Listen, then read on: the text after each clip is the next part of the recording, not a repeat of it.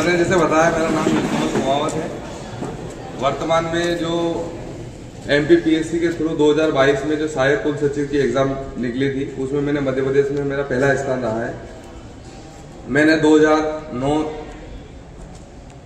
2011 में यहाँ से 12th पास आउट की। 2008 में मैं यहाँ पे आया था।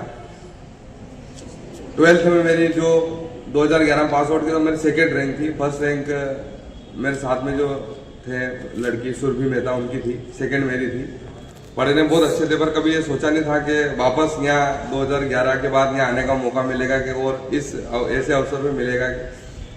तो आप सभी से मेरा कहना है, गुरुओं का सम्मान करें, आदर बना के रखें। जब भी मिले, कहीं भी मिलेंगे, यहाँ से पढ़ के निकल जाए। गुरुओं का सम्मान करना चाहिए। गुरु ही हैं जो आपको शिक्षा दे के, जैसे मैं यहाँ तक पहुँचा हूँ तो मेरे बहुत सारे गुरुओं ने सहयोग रहा। स्कूल के, कोचिंग के, जहाँ मैं पढ़ा हूँ, जो अधिकारी रहे उन्होंने भी सपोर्ट किया। तो अपन जब मेहनत करते हैं, उनको दिखता है तो सभी सपोर्ट करते हैं। जैसे मैंने चयन होने के बाद कॉल लगाया तो उन सबने यही कहा कि हमें ये तो पता था कि तुम्हारा कहीं ना कहीं होगा, पर ये पता नहीं था कि इतना अच्छा और इतना बढ़िया होगा, फर्स्ट रैंक के साथ होगा।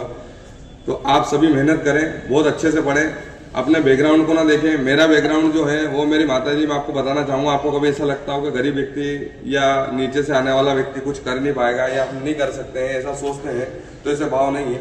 अपन मेहनत करेंगे, ईमानदारी से लगे रहेंगे, अनुशासन से पढ़ेंगे तो अपन कहीं पे भी जा सकते हैं। इससे भी बड़ा पोस्ट होता है, UPSC होता है। आप उसमें सिलेक्ट हों, कलेक्टर बने, DSP बने, डिप्टी कलेक्टर बने, और दूसरे भी फील्ड में अच्छाइयाँ छुएं, और दूसरे भी फील्ड में अच्छाइयाँ छुएं। अगर आप बायो में है तो मेडिकल फील्ड में जाएं, डॉक्टर बने, अच्छे डॉक्टर बने, लोग आपको जाने, भारत में, मध्य प्रदेश में, मंदसौर में आपका नाम रहे, ऐसा काम करें। तो आप ये ना सोचें कि अपन गरीब व्यक्ति से आए या गरीब तबके से आए तो अपना नहीं होता है। बहुत सारे को लोगों की मानसिकता होती है। जैसे मेरे माता पिता भी हम कहते थे, मैंने उनको एग्जाम दिया था, तब मेंस निकला था, तो मेरी माता जी से कहा था, मैंने कहा ये एग्जाम निकला है, तो उन्होंने पूछा क्या सैलरी मिलती होगी। मैंने कहा 70-80 तो मिलती होगी। तो उन्होंने बोला कि इतनी कोई सैलरी देता है क्या लगते। तो ऐसा, क्योंकि वो उस तबके से रहे, वो समझते नहीं है इतना। उनको लगता है कि ऐसा नहीं होता है, अपना नहीं होता है। जैसे मेरे पिता के बार बार डायरेक्ट नहीं होता है, धीरे धीरे सीढ़ी चढ़ के जाना पड़ता है। तो ऐसा नहीं, अपन अगर एग्जाम देते हैं तो ऐसा नहीं कि आपको पटवारी बन के, नायब तहसीलदार बन के फिर डिप्टी कलेक्टर बनो, ऐसा नहीं। आप चाहें तो डायरेक्ट UPSC का एग्जाम दें, आप डायरेक्ट कलेक्टर बने, कोई समस्या नहीं। तो आप ये ध्यान रखें। और मेरे माता पिता, मैं बताना चाहूंगा, आप तबके से हैं तो आप ये ना सोचें कि किसी का सिलेक्शन नहीं हो सकता है, या अपन उस समाज से आते हैं या उससे आते हैं तो अपना नहीं होता है, ऐसा भ्रांति में नहीं रहे। ये सब रूढ़िवादिता है, इनको तोड़ें और मेहनत करें। मेहनत करने से सब कुछ होता है। बहुत सारे लोग रिक्शा चालक हैं, उनके बेटे भी कलेक्टर बने हैं। आप देखते ही होंगे, अखबारों में पढ़ते रहते होंगे, सोशल मीडिया पे नजर आते रहते होंगे। तो आप ये ध्यान रखें। जैसे अभी जो दिव्या तंवर है, वो उनके पिताजी नहीं है, वो ग्रामीण महिला है। वो डायरेक्ट पहली बार में उन्होंने IPS, दूसरी बार में IAS निकालते ही हैं। तो आप ये ना सोचें और अच्छा पढ़े करें, स्कूल में भी अच्छा पढ़ने की कोशिश करें। और एक मैं ये कहूँगा कि जो कंपटीशन के क्षेत्र में अभी अपन को पता नहीं होता है कि अपन कहाँ जाएंगे, क्योंकि अपन बहुत छोटे, इतना सोच नहीं पाते हैं। अपने घर में गाइडेंस के लिए नहीं होता है। जैसे मेरे घर में भी कोई नहीं था बताने वाला कि PSC करना चाहिए, तो हमने किसी से पूछ के, जो संगति है उससे, दोस्तों से पूछ के यहाँ तक पहुँचे हैं। तो आपको गाइडेंस भी मिलता है। तो मैं आपको बताना चाहूँगा कि आप जो भी शिक्षा पढ़ाई करें, बाद में जाने के बाद आपने बहुत सुना होगा, अगर कोई ध्यान रखता होगा तो बोलता है कि NCERT पढ़ना चाहिए, 6ठी से लेकर 12वीं तक की पढ़ना चाहिए। तो आप शिक्षा को अभी से इतना अच्छा करें कि आपको की जरूरत ना पड़े, क्योंकि वही सारी चीजें कंपटीशन के क्षेत्र में वापस से आपको रूबरू होगी, वापस आपको पढ़ना पड़ेगी। तो बहुत अच्छे से, बहुत समझदारी से पढ़े। मेरे एक ये भी कहना चाहूंगा, रटन विद्या ना करें, समझ के पढ़े। कभी भी परसेंटेज कम आए, वो परसेंटेज अच्छे बनाने की कोशिश करना चाहिए, पर सिर्फ परसेंटेज बनने से ही सब कुछ नहीं होता है। बहुत सारे लोग, अपन बच्चा सोचता है कि मेरा 50% है और इसके 90 है तो मैं तो जीवन में कुछ नहीं कर पाऊंगा, ऐसा नहीं होता है। आपको तैयारी करना पड़ती है उसके लिए। सब अलग अलग क्षेत्र है, उसका भी एक सम्मान है, 90% का भी, 50% का भी सम्मान है। पर कभी भी किसी से अपनी तुलना नहीं करना चाहिए कि यही जीवन में कुछ करेगा, मैं नहीं कर पाऊंगा।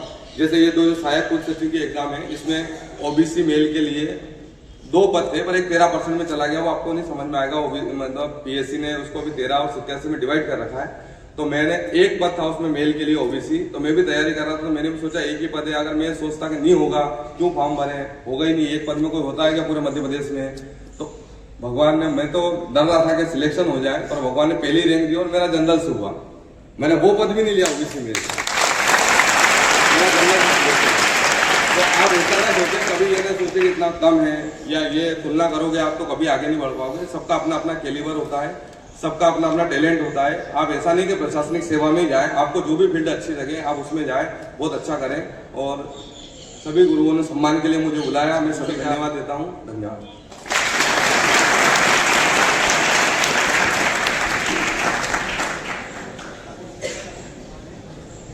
बहुत बहुत धन्यवाद। नीलकमल, परिवार वालों ने पूछा है सैलरी कितनी मिलेगी। नीलकमल ने अनुमान से बताया 70-80 हजार तो मिलेगी थी। उनकी कल्पना से बहुत अधिक बता दिया, ऐसा उनको लगा। परिवार मध्यम और कम आय वर्ग परिवार से अपेक्षा ज्यादा आय की होती नहीं है। और मैं बता दूं कि जहां हमारी नौकरी खत्म होने के बाद, समाप्त होने के पश्चात में जो हमें तनख्वाह मिलेगी, वो पूरी जिंदगी भर नौकरी करने के बाद में जो हमारी तनख्वाह, अंतिम तनख्वाह होगी, उससे अधिक तनख्वाह इनकी प्रारंभ होगी। इनसे अधिक तनख्वाह इनकी प्रारंभ होगी। ऐसे है। और जयंत का भी ऐसा ही है।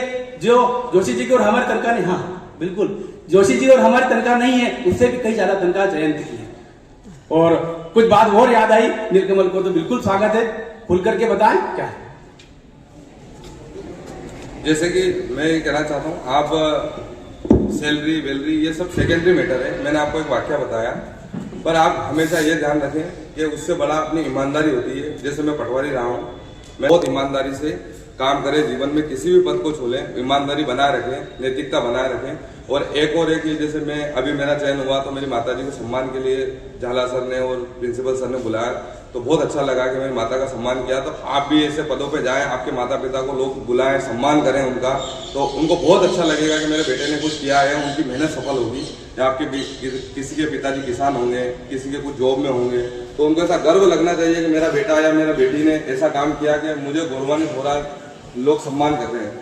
तो आप ये ध्यान रखें और उसी को स्वप्न बना के चलें कि मुझे मेरे माता पिता को नाम करना है, उनका सम्मान करना है। लोग उनको उनके नाम से तो अपने को जानते ही हैं, काम ऐसा करें कि अपने नाम से भी अपने माता पिता को जाना जाए। नमस्कार।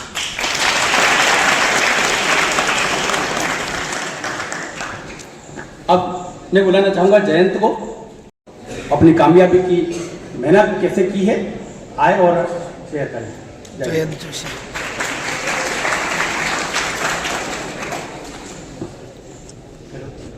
सबसे पहले तो माँ सरस्वती के प्रांगण में मेरा शत नमन।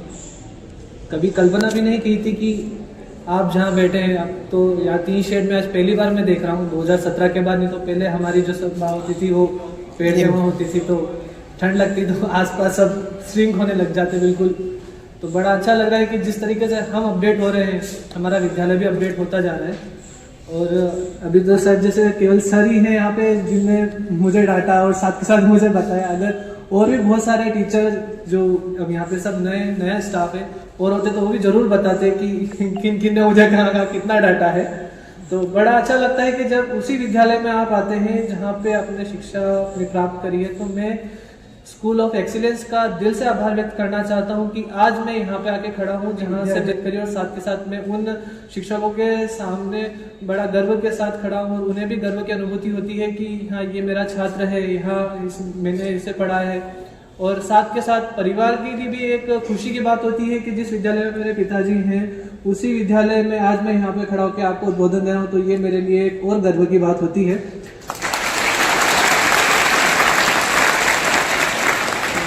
मैं जयंत मनोहर जोशी, मैंने यहाँ से अपनी शिक्षा 2013-17 में उत्तीर्ण करी। उसके बाद मैं इंजीनियरिंग फील्ड में आगे गया, जहाँ पे मैंने अपनी बीटेक जो है वो इलेक्ट्रिकल इलेक्ट्रॉनिक्स से। उसके बाद मैंने अपनी स्पेशलाइजेशन करी है एनर्जी सेक्टर में। अब मैं आप सभी विद्यार्थियों को एक छोटा सा मूल मंत्र देना चाहता हूँ जो मुझे मेरे गुरुओं ने दिया है।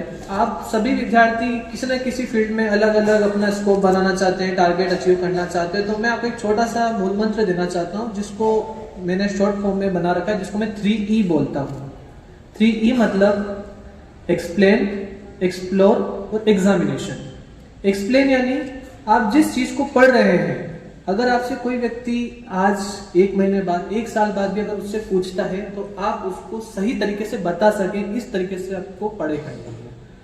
इसका सबसे बड़ा बेनिफिट क्या होता है, मैं बिल्कुल मानता हूं कि यहाँ पे जितने भी विद्यार्थी बैठे हैं सभी ने कुछ ना कुछ अपना गोल बना रखा होगा, बना रखा है ना। कि जिसको किसी को एग्रीकल्चर फील्ड में जाना है, किसी को इंडियन आर्मी में जाना है, किसी को टेक्निकल में जाना है, किसी को सिविल सर्विसेज में जाना है, तो आप उस तरीके से पढ़ें कि अगर आपसे कोई व्यक्ति पूछे तो उसको लगना चाहिए कि हाँ ये विद्यार्थी स्कूल ऑफ एक्सीलेंस का है और इसको इस तरीके दिमाग में इस तरीके से है कि ये सारे टेक्निकल वर्ड्स इजीली बोल सके। दूसरा होता है एक्सप्लोर। यहाँ पे कितने ऐसे स्टूडेंट हैं जो इंस्टाग्राम चलाते हैं? हाँ, ऑनेस्टली आप हाथ खड़ा कर सकते हो, कोई दिक्कत नहीं, क्योंकि मैं स्कूल ऑफ एक्सीलेंस के 4 पेज से जुड़ा हुआ हूँ जो हर साल हर दिन कोई ना कोई अपडेट डालते रहते हैं। तो मुझे मालूम है कि स्कूल ऑफ एक्सीलेंस मतलब ऑब्वियसली आप बच्चे चलाते हैं। तो मैं ये बताना चाहता हूँ कि आप अपनी जो एक गतिविधियां जो आपने एक सिक्योर एक छोटे से माध्यम में रख रखी है, इसको आप बढ़ाएं। ऐसा नहीं है कि सिर्फ एक ही फील्ड में स्कोप है या एक ही फील्ड का भी बूम है। बहुत सारे स्टूडेंट्स, जैसे मैं बताना चाहता हूँ कि मेरे ही कॉलेज में जिसमें मैं DAV में मैं पढ़ा हूँ, वहाँ पे बहुत सारे स्टूडेंट आते हैं, कहते हैं कि किस फील्ड में अच्छा है। तो मैं उनसे यही बात पूछता हूँ कि तुम किस फील्ड में अच्छा कर सकते हो। आप अपना खुद का नॉलेज देखें। स्किल हर क्षेत्र में आगे बढ़ा सकती है, स्कोप हर क्षेत्र में है, पैकेज हर क्षेत्र में। फर्क यहाँ आ जाता है कि आप किस क्षेत्र में कितना अच्छा कर सकते हैं। सीधा सा उदाहरण अगर मैं देना चाहूँ, अगर मैं मैथ्स के स्टूडेंट को पूछूं कि अपनी 206 या 306 जितनी भी हेडियां सबके नाम बताओ, तो नहीं बता पाएगा। पर यही बायो का स्टूडेंट जो MBBS की तैयारी कर रहा है, नीट की तैयारी कर रहा है, अगर वो पूछे तो उसके फिंगर ऑफ टिप्स पे होती है। एक लास्ट और होता है एग्जामिनेशन। एग्जामिनेशन मतलब हम कंपेयर करते हैं दूसरे से। अगर मेरी क्लास में कोई 80% ला रहा है तो मैं भी सोचता हूँ मैं भी 80% लाऊं।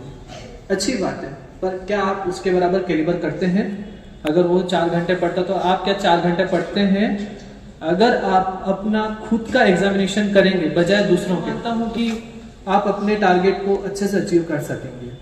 तो इसी के साथ मैं आप सभी को, जो बच्चे अभी आने वाली बोर्ड एग्जामिनेशन और अपने एग्जामिनेशन में बैठने वाले हैं, उन सभी को शुभकामनाएं देते हुए ऑल द बेस्ट कहता हूँ। और साथ के साथ ये आशा करता हूँ कि आप लोग भी जिस तरीके से आज हम यहाँ पे बैठे हैं, एक न एक दिन आप भी यहाँ पे आएंगे।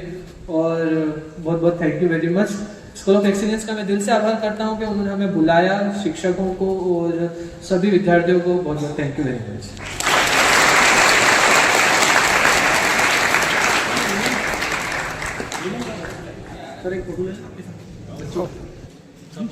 मैं एक बात और कहना चाहूंगा, यहाँ पे कितने बच्चों के मन में ये भ्रांति है कि हिंदी मीडियम के विद्यार्थी इंग्लिश नहीं बोल सकते। मैं पूछना चाहता हूँ, सबके दिमाग में रहता है। आप खुल करके बिल्कुल आप फ्री होकर हाथ खड़ा करिए। आपके किस किस के दिमाग में है कि हिंदी मीडियम का विद्यार्थी अगर इंग्लिश में पढ़ेगा तो उसको दिक्कत आएगी? रहता है ना? हाँ, बिल्कुल रहता है। हाँ। मैं खुद आज ICF में हूँ, इंटरनेशनल कंपनी है, एनर्जी ऑडिट मेरा काम है। अब आपको एनर्जी ऑडिट बताऊंगा तो सिंपल सा उदाहरण, अगर अपने स्कूल के ऊपर जो सोलर प्लेट्स लगी हुई हैं, कितनी लगाना है, कैसे लगाना है, जो इंटरनेशनल प्रोजेक्ट्स होते हैं उस पर हम वर्क करते हैं। तो ऐसा नहीं है कि अगर आप हिंदी मीडियम के विद्यार्थी हैं तो आप इंग्लिश नहीं बोल सकते, ऐसा बिल्कुल भी नहीं है। आपके ऊपर है। अगर आप एक बात बताइए, जब आप छोटे थे, जब आप जन्म लिया था, तब आपके पेरेंट्स ने आपको इंग्लिश की, हिंदी की क्लास सिखाई थी क्या कि इसको बोलना सिखाना है? नहीं ना। तो जिस तरीके से अगर आप सतत अध्ययन, सतत प्रयास, पंक्चुअलिटी के साथ अगर करेंगे तो मुझे लगता है कि आप लोग भी अपने जितनी भी भ्रांतियों से उठकर अपना टारगेट अचीव करें। Thank you.